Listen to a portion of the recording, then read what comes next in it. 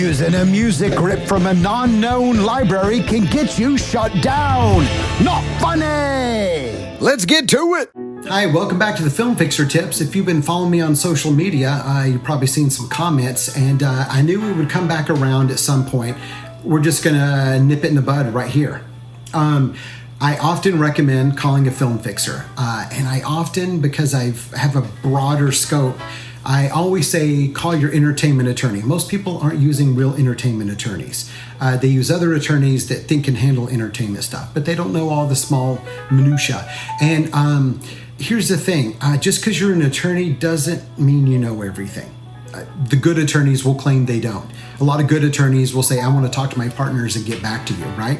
My wife was at one of those huge, big firms. Man, they bounce stuff off the walls. I always say ask three people, get three opinions. The good attorneys do that. So here's tip 27, and you'll see why I say it's coming back around. Because someone called me and had a problem because they took some advice from an attorney, but not about the law. Why would you do that? Let's read tip 27. Entertainment attorneys are just that. I'm sure they are brilliant in their field, but just because they understand the law does not mean they understand physical production. An attorney is not a workflow specialist, a camera operator, or a location manager. I have fixed entertainment attorneys' problems 37 times now at this point in my career. A film fixer is a production specialist, not an attorney. I am not an attorney.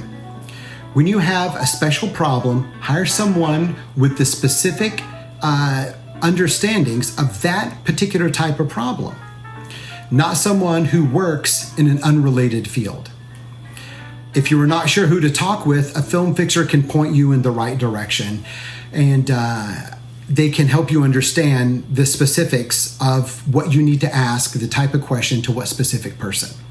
So just because you're an entertainment attorney, you don't know how to, work a red camera. A lot of entertainment attorneys are hella smart. They know all that stuff, but always get three opinions. If you have a question about camera, who are you going to call? You're going to call a cinematographer. If you're shooting news style, you're going to talk to a shooter specifically. Shooters work different than cinematographers do. An entertainment attorney is neither. If they're a good entertainment attorney, they're doing entertainment law all day. So as much as I recommend entertainment attorneys, make sure you're asking them about their specific field. I say this all the time. You don't hire a mechanic for brain surgery. No. Hire the specific person and get their input on the specific thing you need information on. So that'll save you tons of time, money, and efforts, and it'll stop you from running down rabbit holes and trying to fix something that some knowledgeable person told you. Talk to the people in those fields. The film business in general has so many different specific fields. You don't go to a cinematographer about sound, or you don't go to sound to the cinematographer. Do these people have an understanding, especially the ones that went to film school and studied everything? Sure. But if you hire a sound guy and you hire a cinematographer, use them for their knowledge. That's what you hired them for. So be smart. The brain is the best weapon, and that's going to help you make the best art.